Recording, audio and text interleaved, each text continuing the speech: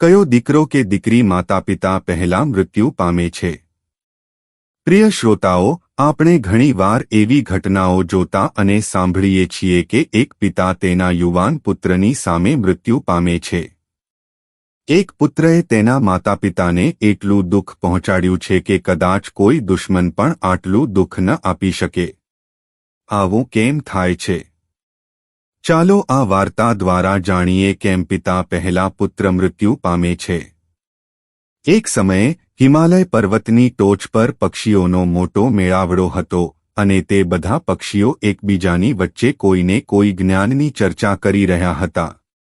કેટલાક પક્ષીઓ પ્રશ્નો પૂછતા હતા અને તેમનામાંના જાણકાર પક્ષીઓ તે પ્રશ્નોના જવાબો આપતા હતા.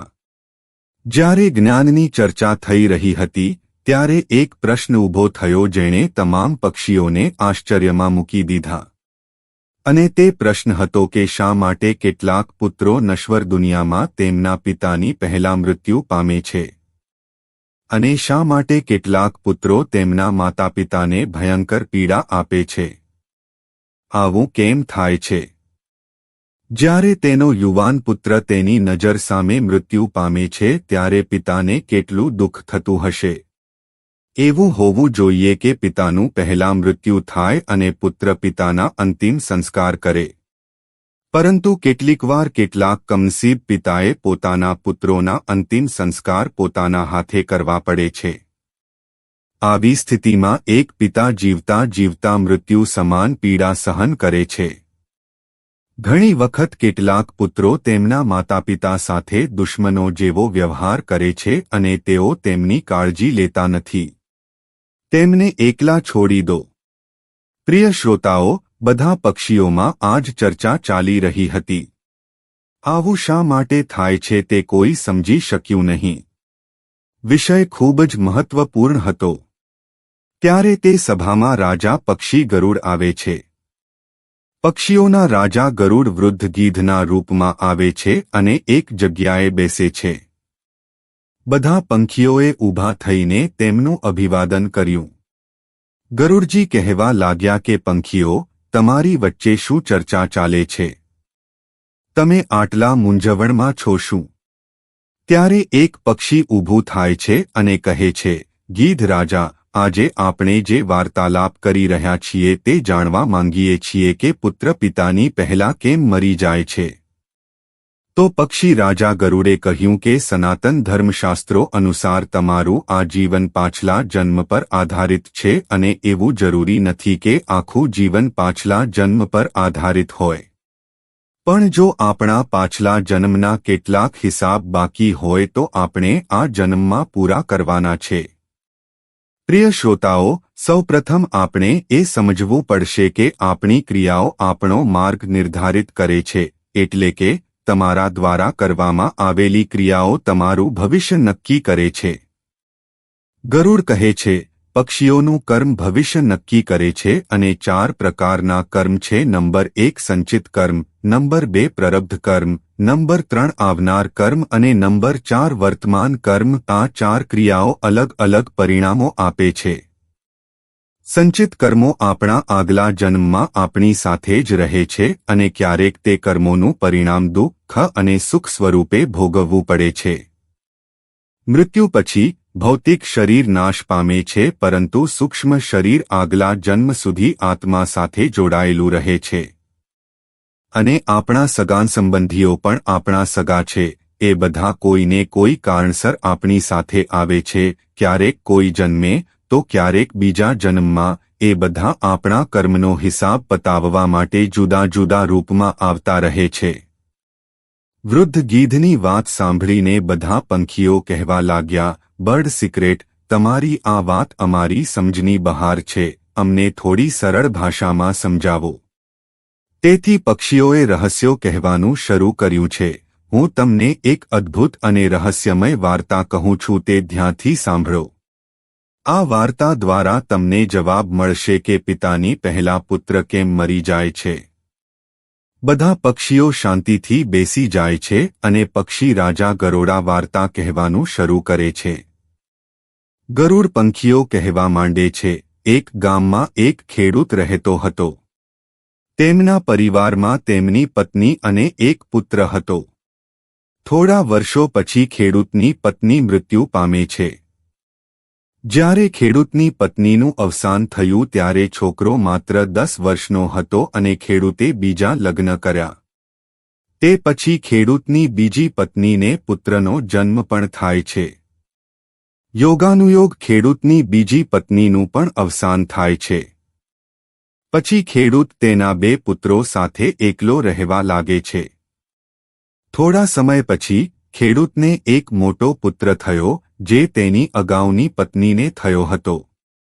ખેડૂતે તેના મોટા પુત્રના લગ્ન ખૂબ જ ધામધૂમથી કર્યા અને જ્યારે તે લગ્ન માટે લાયક બન્યો, ધીરે ધીરે થોડા સમય પછી ખેડૂત બીમાર પડે છે. બીમારીના કારણે તેની હાલત ખરાબ થઈ જાય છે અને એક જ દિવસમાં તેનું મૃત્યુ પણ થઈ જાય છે. ખેડૂતનો નાનો પુત્ર તેની બીજી પત્નીથી જન્મે છે. તે તેના સાવકા ભાઈ સાથે રહેવાનું શરૂ કરે છે. મોટા ભાઈએ નાના ભાઈને ખૂબ પ્રેમથી રાખ્યા અને સમય ધીમે ધીમે પસાર થયો. એક દિવસ ખેડૂતનો નાનો દીકરો બીમાર પડે છે. ત્યાર પછી તેની હાલત ખરાબ થવા લાગી. મોટા ભાઈએ નજીકના કેટલાક ડોક્ટરો પાસે તેની સારવાર કરાવી પણ તેને કોઈ રાહત ન થઈ. વૃદ્ધ ગીધ કહે છે, પંખીઓ ધ્યાનથી સાંભળો, આ એક અદ્ભુત વાર્તા છે કે જેના કારણે પુત્ર પિતાની પહેલા મૃત્યુ પામે છે. જ્યારે મોટા ભાઈએ નાના ભાઈને ઘણા ડોક્ટરો પાસે સારવાર કરાવી પણ તેની હાલતમાં કોઈ સુધારો થયો ન હતો. નાના ભાઈની તબિયત દિવસે દિવસે બગડતી જતી હતી. નાના ભાઈની સારવાર પાછળ પણ ઘણા પૈસા ખર્ચાયા. મોટા ભાઈ હવે સારવાર કરાવીને થાકી ગયા હતા. એક દિવસ મોટા ભાઈએ તેની પત્નીની સલાહ લીધી, જો મારો નાનો ભાઈ જે સાવકી માતાથી જન્મ્યો છે, જો તે અહીં મૃત્યુ પામે છે તો અમારે તેની સારવાર માટે પૈસા ખર્ચવા પડશે નહીં અને અમારે મિલકતમાં અડધો હિસ્સો આપવો પડશે નહીં. તેની તમામ જમીન અને મિલકત પછી અમારી થઈ જશે. મોટા ભાઈએ પોતાના ધન, સંપત્તિ અને ભાઈની સંપત્તિને પોતાના ભાઈના જીવ કરતાં વધુ કિંમતી ગણી. એટલે જ કહેવાય છે કે ન તો બાપ મોટો ન ભાઈ સૌથી મોટો ધન. પતિનું સૂચન તેની પત્નીને પણ ખૂબ પસંદ આવ્યું. ત્યારે તેની પત્ની કહે છે કે અમે તેને આ રીતે મારી પણ ન શકીએ. જો આપણે તેને મારીશું તો લોકો એમ વિચારશે કે આપણે તેને માત્ર લોભથી માર્યો છે. આ કામ આપણે ડોક્ટર પાસે કેમ નથી કરાવતા? તમે જાઓ અને કોઈ કાનૂની વ્યક્તિને લાલચ આપો અને તેને દવાને બદલે ઝેર આપીને મારી નાખવા માટે કહો. આ વિશે કોઈ જાણશે નહીં અને કોઈ સંબંધી અમારા પર શંકા કરશે નહીં. બધા કહેશે કે તે બીમાર હતો તેથી તે રોગથી મરી ગયો. મોટા ભાઈએ પત્નીની વાત સાથે સંમતિ આપી અને મનમાં વિચારવા લાગ્યા કે આપણે કોઈ સાથે વાત કરીશું તો આપણું કામ થઈ જશે. પછી મોટા ભાઈએ પણ એવું જ કર્યું. તેમને નજીકમાં જ એક નજીકના ડોક્ટર મળ્યા. તે ડોક્ટર પૈસા માટે ખૂબ જ લોભી હતો. જ્યારે મોટા ભાઈએ વકીલ સાથે વાત કરી કે તેણે તેના નાના ભાઈને ઝેર આપીને મારી નાખવાની છે. વૈદ્યજી પહેલા તો ખચકાયા, પરંતુ જ્યારે ખેડૂતના મોટા પુત્રએ વૈદ્યને 10,000 રૂપિયાની લાલચ આપી ત્યારે વૈદ્ય કામ કરવા તૈયાર થઈ ગયા. તેનો નાનો ભાઈ હંમેશા બીમાર રહેતો. ડોક્ટર તેની સારવાર કરવાના બહાને તેને મળવા આવે છે અને સારવારના બહાને તેને ઝેર આપીને જતો રહે છે. ઝેરની અસરથી તે તરત જ મૃત્યુ પામે છે. પતિ અને પત્ની બંને તેમના નાના ભાઈના મૃત્યુ પર ખૂબ જ આનંદ કરે છે. વિચારવા લાગ્યો કે હવે રસ્તામાં કાંટો નીકળી ગયો છે. હવે અમારી પાસે તેની તમામ જમીન અને મિલકત પર હક છે.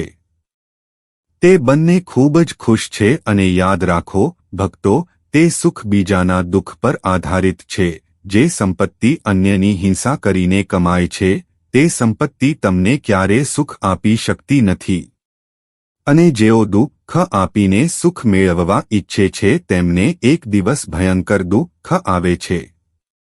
વૃદ્ધ ગીધ કહે છે, હે પક્ષીઓ, આ રીતે મોટા ભાઈએ તેના નાના ભાઈને મારી નાખ્યો અને તેની બધી સંપત્તિ કબજે કરી લીધી. કોઈ સંબંધીને પણ અંગે શંકા નહોતી. અહીંના સંબંધીઓ વિચારતા હતા કે તે કેટલો સારો ભાઈ છે. તમે તમારા સાવકા ભાઈને કેટલી સારવાર આપી. તેણે ગમે તેટલી કાળજી અને સેવા કરી, પરંતુ તેને બચાવી શક્યો નહીં. આ રોગ એટલો અસાધ્ય શું કરી શકે? બહુ ઓછા લોકોને ખબર હતી કે તે મર્યો ન હતો પણ માર્યો ગયો હતો. મોટા ભાઈ પણ તેમના અંતિમ સંસ્કાર સંપૂર્ણ વિધિ સાથે કરે છે. સમય ધીમે ધીમે પસાર થતો ગયો. પછી ગીધ પક્ષીઓને કહ્યું, થોડા મહિના પછી ખેડૂતના મોટા પુત્રની પત્નીને એક છોકરો થયો. પતિ પત્ની બંને પુત્રની ખુશીથી ખૂબ જ ખુશ છે. છોકરાનો જન્મદિવસ ખૂબ જ ધામધૂમથી ઉજવવામાં આવે છે. આખા શહેરમાં મીઠાઈઓ વહેંચવામાં આવે છે અને તેઓ તેમના પુત્રને ખૂબ પ્રેમથી ઉછેરવાનું શરૂ કરે છે. થોડા વર્ષોમાં છોકરો યુવાન બની જાય છે. તેણે તેના પુત્ર માટે એક સુંદર છોકરી શોધી અને તેની સાથે લગ્ન કર્યા. ખેડૂતે તેના પુત્રના લગ્ન ખૂબ જ ધામધૂમથી કર્યા. પુત્રના લગ્નમાં ઘણો ખર્ચ કર્યો. જ્યારે પુત્રની વહુ ઘરે આવે છે ત્યારે છોકરો થોડા દિવસો પછી અચાનક બીમાર થવા લાગે છે. માતા પિતાએ તેની સારવાર માટે ઘણા તબીબોને બોલાવ્યા, મોટા ડોક્ટરોને બોલાવીને તેની સારવાર કરાવવાનું શરૂ કર્યું. તેણે જેટલા પૈસા માંગ્યા તેટલા આપ્યા, બધું આપ્યું જેથી છોકરો સ્વસ્થ થઈ જાય. પુત્રની સારવાર માટે તેણે પોતાની મિલકત પણ વેચી દીધી હતી, જેથી છોકરો તેની માંદગીમાંથી સાજો થઈ જાય. પરંતુ કહેવાય છે કે કોઈએ ગમે તેટલું દેવું ચૂકવવું પડશે, પછી ભલે તે ચૂકવે. તે છોકરાની તબિયત દિવસે દિવસે બગડતી જતી હતી. છોકરો બીમારીને કારણે મૃત્યુના આરે આવી ગયો. શરીર એકદમ નબળું પડી ગયું હતું. માત્ર 5 હાડકાં જ બાકી હતા. છોકરો ખાટલા પર સૂતો હતો અને તેના પિતા અને તેના કેટલાક સંબંધીઓ અને તેની પત્ની તેમના પુત્રની દયનીય હાલત જોઈને ઉદાસ થઈને તેની તરફ જોઈ રહ્યા હતા. તે તેના સંબંધીઓને કહેતો હતો કે શું થયું? તે મારો એકમાત્ર પુત્ર છે. ભગવાને મને શું સજા આપી છે? જુઓ શ્રોતાઓ, તે જ ક્ષણે છોકરો બોલ્યો. છોકરાએ તેના પિતાને કહ્યું કે ભાઈ, તેનો હિસાબ થઈ ગયો છે. હવે માત્ર કફન અને લાકડાનો હિસાબ બાકી છે. તેની તૈયારી કરો. આ સાંભળીને તેના પિતાએ વિચાર્યું કે એવું લાગે છે કે બીમારીને કારણે છોકરાનું મગજ પણ બરાબર કામ નથી કરી રહ્યું. જુઓ, હું તેનો પિતા છું અને તે મને ભાઈ કહીને બોલાવે છે. ત્યારે છોકરો કહે, ના ભાઈ, આ જન્મમાં તમે મારા પિતા છો, હું પાછલા જન્મમાં તમારો ભાઈ છું. યાદ રાખો, અહીં બધા સંબંધીઓ બેઠા છે. હું તારો નાનો ભાઈ છું, તારી સાવકી માનો દીકરો છું, તારો નાનો ભાઈ છું. જે મિલકત માટે તમે મને ઝેર આપીને મારી નાખ્યો હતો તે મિલકત હવે વેચીને મારી સારવાર માટે વાપરવામાં આવી છે. મેં જે પૈસા તમારા દેવાના હતા તે ધીમે ધીમે મારી સારવારમાં રોક્યા છે. આ સાંભળીને તેના પિતા અચાનક રડવા લાગે છે અને કહે છે, અરે, મારો પરિવાર નાશ પામ્યો, મેં શું કર્યું? મેં જે કર્યું તે મારી સામે પ્રગટ થયું, પણ ભાઈ, મને આ કહો, મેં શું કર્યું તે મને જોવા મળ્યું, પણ હું એક વાત સમજી શકતો નથી, આમાં તારી પત્નીનો શું વાંક છે? તે બિચારી સ્ત્રીએ તારી સાથે લગ્ન કર્યા પછી શું કર્યું? સાથે આવે. તે નિર્દોષ છે, હવે તેને જીવતો સળગાવી દેવામાં આવશે. ગીધ પક્ષીઓ કહે છે, તે સમયે સતી પ્રથા પ્રચલિત હતી, જેમાં પતિના મૃત્યુ પછી પત્નીને પતિની ચિતા પર જીવતી સળગાવી દેવામાં આવતી હતી. પછી છોકરો કહેવા લાગ્યો કે, ભાઈ, તમે મારી વાત ધ્યાનથી સાંભળો. બધા સગાઓ બેઠા છે અને તમે બધા મારી વાત ધ્યાનથી સાંભળો. તમે મારી સારવાર માટે તબીબને બોલાવ્યા હતા. તમે તબીબને પૈસાની લાલચ આપીને મને ઝેર પીવડાવ્યું હતું. પૈસાના કારણે કોઈની હત્યા કરનાર દુષ્ટને પણ તેનું પરિણામ ભોગવવું પડે છે. ગીધે કહ્યું, પક્ષીઓ, છોકરો કહેતો હતો કે આ ડોક્ટરે તેને ઝેર ખવડાવ્યું છે. તમે તેના વિશે શું જાણો છો? ત્યારે તેના પિતાએ કહ્યું, હા દીકરા, હું જાણું છું કે તમારા મૃત્યુના 3 વર્ષ પછી ડોક્ટરનું પણ મૃત્યુ થયું હતું. છોકરાએ કહ્યું કે એ જ ડોક્ટર મારા ઘરે પત્ની બનીને આવ્યા છે. હવે મારા મૃત્યુ પછી તેને જીવતો સળગાવી દેવામાં આવશે. તેણે પણ તેના કર્મોનું પરિણામ ચોક્કસપણે ભોગવવું પડશે. આપણા જીવનમાં આવતા પાત્રો અને ઘટનાઓ આપણી ક્રિયાઓનું પરિણામ છે. આપણે જે વાવીએ છીએ તે લણીએ છીએ. આજે નહીં તો કાલે આપણને આપણા કર્મોનું ફળ ચોક્કસ મળશે. જીવનના દરેક મુશ્કેલ પ્રશ્નનો ઉકેલ જીવનમાં જ મળી જાય છે. કૂવો જેટલો ઊંડો તેટલું મીઠું પાણી. ગીધે પક્ષીઓને કહ્યું, આમ કહીને ખેડૂતનો દીકરો મરી ગયો. તે ખેડૂતને બીજો કોઈ પુત્ર નહોતો. તેની બધી સંપત્તિ નાશ પામે છે. તેના મૃત્યુ બાદ તેની સાથે તેની પત્નીને પણ જીવતી સળગાવી દેવામાં આવી હતી. તે ડોક્ટરને પણ તેના કર્મોનું ફળ મળે છે. જે ડોક્ટરે ખેડૂતના પુત્રને લોભમાં ઝેર પીવડાવ્યું હતું તે મરી ગયો અને તેની પત્ની બની ગયો. તેને પણ મૃત્યુની ભયંકર પીડામાંથી પસાર થવું પડ્યું. અહીં ગીધ પક્ષીઓને કહે છે કે આ દુનિયામાં 4 પ્રકારના પુત્રો છે અને તેઓ જે પણ કામ કરે છે તેનો તેમને પગાર પણ મળે છે. આ સાંભળીને પક્ષીઓ પૂછવા લાગ્યા કે 4 પ્રકારના પુત્રો કયા છે? ત્યારે પક્ષી રાજા ગરુડ કહે છે, હે પક્ષીઓ, શાસ્ત્રોમાં 4 પ્રકારના પુત્રોનો ઉલ્લેખ છે. પ્રથમ પુત્ર ઋણ પુત્ર છે, બીજો પુત્ર શત્રુનો પુત્ર છે, ત્રીજો પુત્ર ઉદાસીન પુત્ર છે અને ચોથો પુત્ર છે પુત્ર નોકર છે. ધ્યાનમાં રાખો કે પ્રથમ 2 પુત્રો ઋણાનુબંધ પુત્ર અને શત્રુ પુત્ર છે. જો આ 2 પુત્રો તમારા કર્મો અનુસાર તમારા ઘરમાં જન્મે છે તો તેઓ તેમના પિતા પહેલા મૃત્યુ પામે છે. જો કોઈ પુત્ર તેના પિતા પહેલા મૃત્યુ પામે છે તો સમજવું કે તે દેવાદાર અને દુશ્મન તરીકે જન્મે છે. લોકપ્રિય માન્યતાઓ અનુસાર જો તમે તમારા પાછલા જન્મમાં કોઈને કોઈ પણ પ્રકારનું ગંભીર દુઃખ પહોંચાડ્યું હોય અને તે વ્યક્તિ તમારી પાસેથી કોઈ પણ પ્રકારનો બદલો લેવા માંગે છે, પરંતુ તે કોઈ કારણસર બદલો ન લઈ શક્યો કારણ કે તે નિર્બળ હતો અને જો તે આ રીતે મૃત્યુ પામે છે તો ખાતરી કરો કે તે વ્યક્તિ આ જન્મમાં તમારા પુત્ર તરીકે પાછો આવશે અને પછી તે ચોક્કસપણે તેનો બદલો પૂર્ણ કરશે અને તમે ચોક્કસપણે તમારા પોતાના પુત્રને પૂર્ણ કરશો. અને તારો પોતાનો દીકરો છે મૃત્યુ જોવું પડશે. જરા વિચારો, જો તેનો પુત્ર કોઈની સામે મરી જાય તો પિતાને આટલું દુઃખ થાય છે.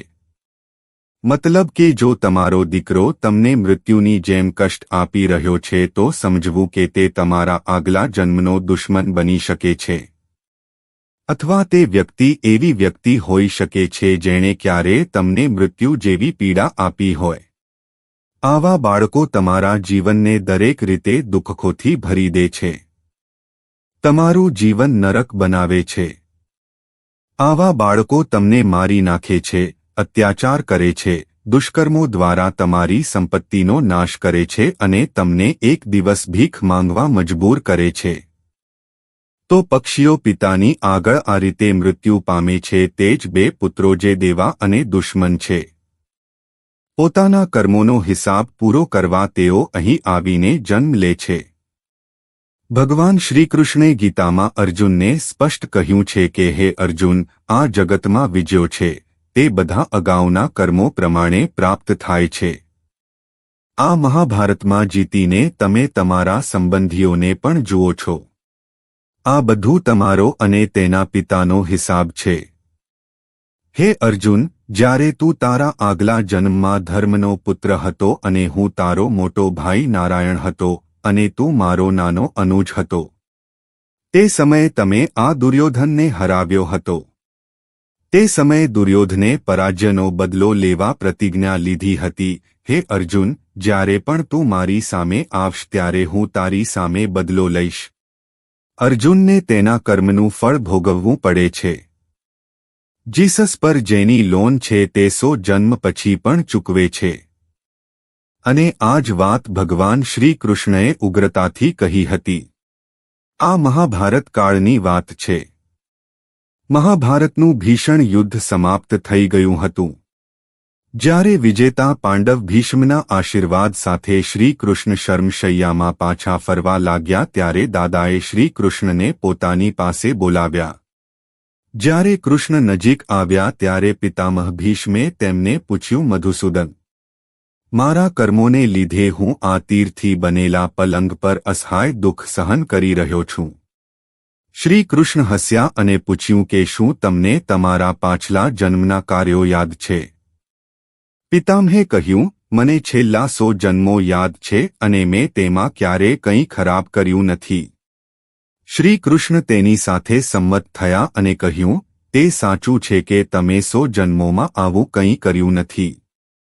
101માં જન્મની વાત છે. એ જન્મમાં પણ તમે ક્રાઉન પ્રિન્સ હતા. એકવાર જંગલમાંથી પસાર થયા.